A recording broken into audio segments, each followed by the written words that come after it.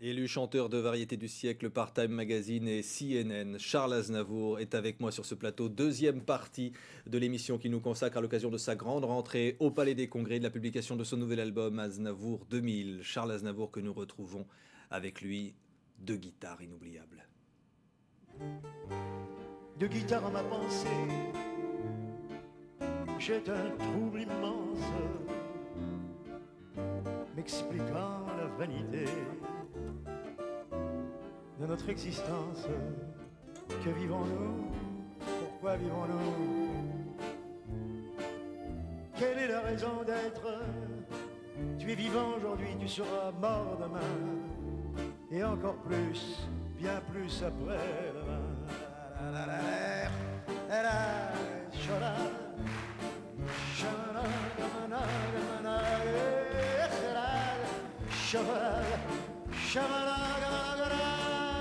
Quand je serai vraiment vers les lamentables, que vous verrez mon corps rouler sous la table, alors vous pourrez cesser vos chants qui résonnent. En attendant, jouez, jouez, je leur redonne.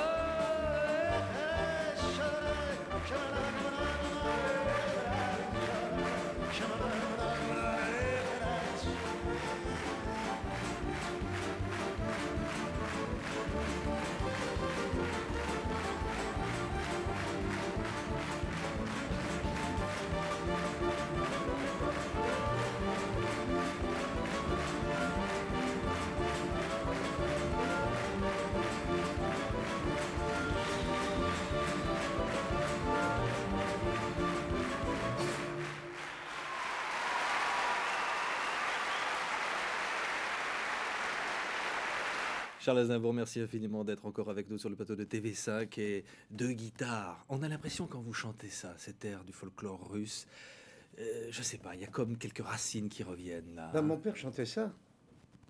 Mon père chantait les deux guitares. Moi, je chantais les deux guitares parce que mon père le chantait. Alors, bien sûr, j'ai pas fait une traduction. J'ai fait une version à moi. Le texte est complètement de moi, sauf le refrain n'est pas de mien, puisque le refrain est en russe, c'est le véritable refrain. Et puis deux lignes que j'ai traduites. Seulement deux lignes dans toute la chanson. Ouais. Dans ce livre qui vient d'être publié, Mes chansons préférées chez Christian Pirot, parmi ces chansons préférées, on se dit c'est celle qui vous touche le plus. Il y en a une qui s'appelle L'immigrant. C'est un peu vous? Non, ça n'est pas moi. Ouais. Ce sont les autres. Dans mes chansons, c'est rarement moi, c'est toujours les autres. Moi, je suis un miroir. C'est-à-dire que quand on présente une de mes chansons à quelqu'un, il y a toujours une des chansons qui est un miroir de sa vie ou de ce qu'il pense. Vous ne vous êtes jamais chanté, je pense à autobiographie. Si, il y a je des chante chansons quand même, autobiographie, oui. et puis je crois que c'est à peu près tout. Mais là, j'ai tout dit. Vous êtes comme une éponge, c'est-à-dire vous arrivez à chanter les sentiments humains presque d'une manière féminine, c'est-à-dire presque vous mettre à la place d'une femme. Mais, mais je crois que les artistes ont tous quelque chose de féminin. Si on n'avait pas les deux sexes en nous, que ce soit le peintre, le sculpteur ou autre, on ne ferait pas les mêmes choses. Il y a une sensibilité féminine dont nous avons besoin pour nous exprimer. Et comme certaines femmes ont besoin, pour faire notre métier, et surtout la scène, elles ont besoin d'avoir une sensibilité masculine parce qu'il leur faut une force. Piaf avait cette force. Elle était aussi masculin-féminin. Ça n'a rien à voir avec... Ça n'est pas sexuel du tout. C'est totalement dans l'esprit. Est-ce qu'il y a un langage universel des sentiments? Parce que vous êtes la vedette la plus connue dans le monde, la vedette francophone la plus connue dans le monde. Ces sentiments-là, vous les chantez en anglais, bien sûr, sur scène, on va voir en reportage. Il y a une universalité, on sent la même chose. Pas dans tout. Par exemple, la mama aux États-Unis, ça n'a pas le même impact qu'en Italie ou en Espagne ou en Amérique du Sud. Ouais. Ça a été chanté par Ray Charles. Oui, mais c'est l'impact de Ray Charles, ça n'est pas l'impact de la chanson. Tandis qu'ailleurs, c'est souvent l'impact de la chanson. Ouais. Quand vous avez vu votre nom à Broadway, il y avait quoi? De la fierté? La première fois, Ouais. Vous pensiez à vos parents, vous pensiez à tout ça? non, la fierté, quand j'ai pensé à mes parents, c'est en France. C'est en France, quand à côté du Moulin Rouge, il y avait une affiche qui faisait 3 étages de hauteur. C'était la première fois que j'avais ça dans Paris. Vous n'étiez pas encore en haut de l'affiche, hein? Vous Non, ne voyez pas c'était déjà la première là-haut, fois que je hein. passais en vedette, et je passais en vedette au Moulin Rouge. Et c'est là où j'ai pensé à mes parents. D'ailleurs, mes parents ont été voir l'affiche, ils étaient très fiers, ils m'en ont pas tellement parlé, mais je le savais. Mais sinon, non. Quand je suis arrivé à Broadway la première fois, Ça m'a fait plaisir. Mais je n'ai pas eu cette fierté et ce mouvement qui s'est passé en moi, qui s'est passé quand c'était en France. Parce que quand même, c'est chez soi qu'on veut être le plus connu. On revient à quelques petites années en arrière. On vous voit. Charles Aznavour, une réaction là? Ah bah j'aime bien, ça me fait plaisir. Parce que en fait, moi, quand on pose des questions comme ça dans la rue ou à la sortie du théâtre ou à l'entrée du théâtre, je les connais pas. J'ai jamais entendu, moi. Il faut que je vois une émission comme ça pour le savoir. Ouais.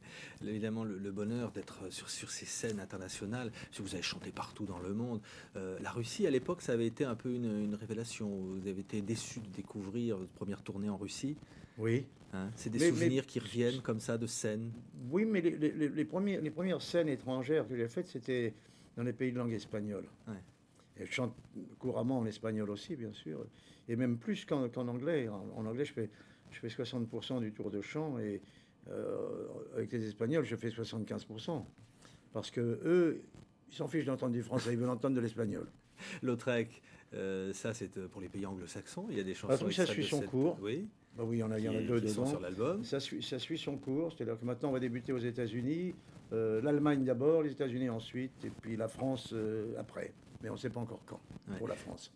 La chanson, évidemment, on pense à Traîner, qui vous a beaucoup influencé, que vous Oui. alliez voir comme ça, et que finalement, aujourd'hui, l'idole, bah, vous avez son catalogue de chansons aux éditions Raoul Breton, Oui, vous préservez grande ce partie de son patrimoine. catalogue, Voilà.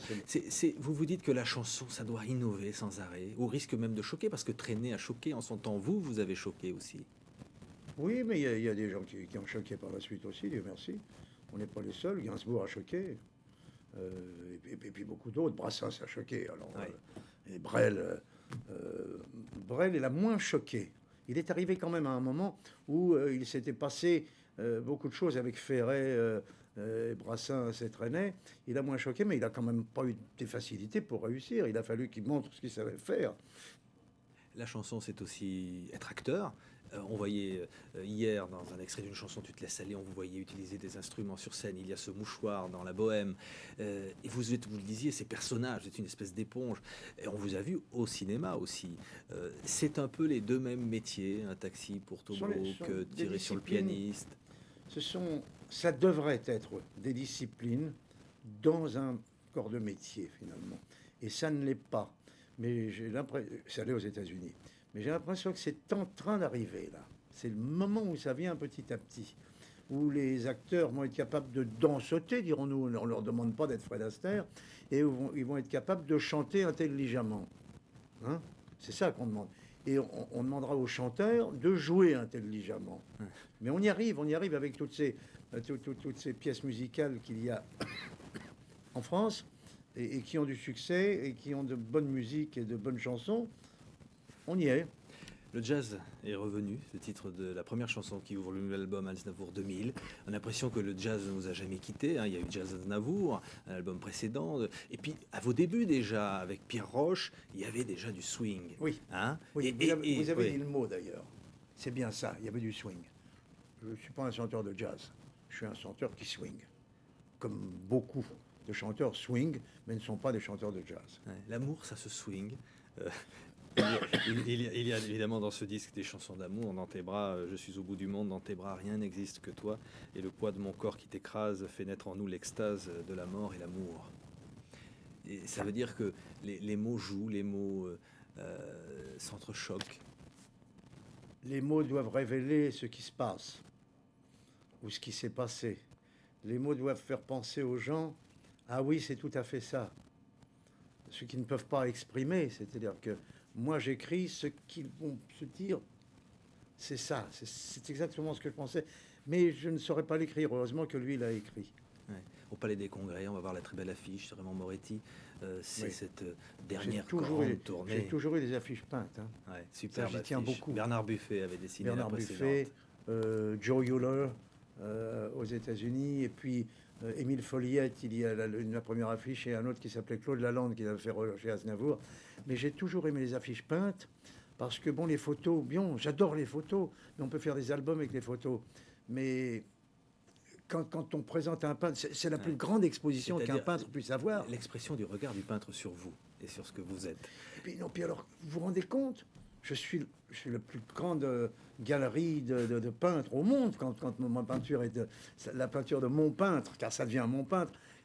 Elle couvre les affiches, les murs d'affiches des murs de Paris ou de Marseille ou de New York, etc. Je suis la plus grande galerie du monde. Vous dites souvent que si un artiste a une, deux, trois chansons qui restent dans l'histoire, il est heureux. Vous, vous en avez beaucoup plus d'immenses Ah oui, chansons mais qu'on attendez, vous demandera toujours. on n'a pas Hein. entamé l'histoire. Bon, exemple d'une de ces chansons. Emmène-moi. Il va vous applaudir et qui vous applaudit au Palais des Congrès. Vous lui dites quoi, Charles Aznavour, aujourd'hui, après combien d'années, de dizaines d'années de carrière? C'est toujours le même amour? Je me dis, je leur dis en vrai, si moi je les ai rendus heureux, ce que j'espère, je peux leur dire en tout cas qu'ils m'ont vraiment, et ils continuent à me rendre très heureux. Ouais. Les applaudissements, ça vous rend heureux? Oui. Le regard des gens comme ça, quand il y a une larme qui perle sur Je les vois des pas. yeux. Vous ne les voyez pas, Non, mais vous les sentez je sens ce qui se peut-être. passe, mais je ne les vois Ouais. pas. Je sens la chaleur du public. C'est la raison pour laquelle j'aime les grandes salles, parce que la chaleur est encore plus dense. Vous ne serez jamais un monument. Je suis Vous pas fait de devez pierre, dire comme hein. moi, on dit Je suis pas fait monument de la je fais chanson. de chair, moi, c'est pas pareil. Merci infiniment Charles Aznavour Merci d'avoir à été vous. sur le plateau de TV5 pour ces 2 journées exceptionnelles à l'occasion de l'événement que constitue votre grande entrée. Espérons-le, pas la dernière, en tous les cas pas au Palais des Congrès, mais ailleurs. On ira toujours vous applaudir avec le même bonheur. C'était un grand Merci. plaisir. Merci à vous de nous avoir suivis. Très très bonne suite de programme.